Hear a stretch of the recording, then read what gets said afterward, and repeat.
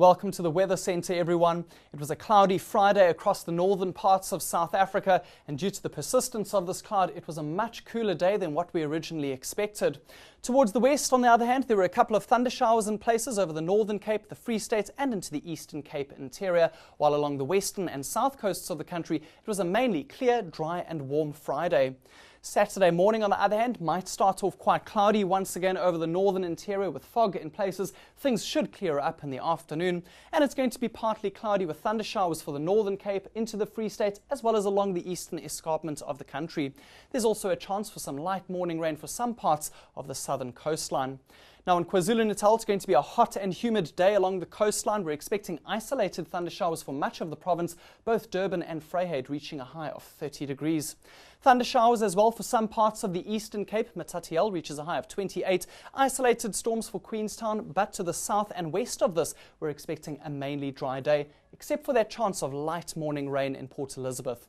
A very slight chance for morning rain as well along the Garden Route coastline. Over the Karoo, on the other hand, it's going to be a sunny and hot day. And as we head further westwards, the clear and warm weather continues, with Cape Town and Sutherland both reaching a high of 27. There'll be a chance for morning fog along the west coast of the country, helping to keep Alexander Bay cool with a high of 21 degrees. And there'll be thunder showers for Uppington and Prieska extending all the way through to De Aar and Colesberg, and we'll see isolated thunderstorms as well into the Free State, Bloemfontein reaching a high of 27 degrees and 1 degree warmer into Welkom. Now we'll see thunderstorm activity as well for the Vryburg region of the northwest province. Otherwise it's going to be dry for the rest of the region. Mahikeng at 28. It could be cloudy at first for some areas, and a mainly dry day expected for Limpopo, except for a slight chance of thunder showers along the escarpments, including Fort Sanin. Dry weather for Skukuza and Mpumalanga, but along the escarpment and Highveld areas, a chance for isolated thunderstorms. And Gauteng is expected to be partly cloudy and dry. It could be cloudy at first with fog patches, temperatures rising into the mid-20s. We're expecting light wind conditions through the central and northern parts of South Africa's interior on Saturday, but over the western parts it could become gusty at times, particularly for the Karoo.